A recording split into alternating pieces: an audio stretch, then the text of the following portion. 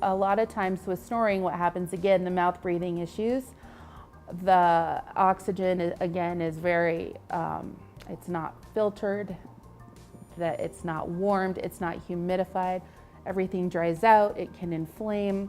So all of that vibration happens with those tissues back there, and that's what causes snoring, which later on can lead to some pretty severe sleep apnea problems as an adult.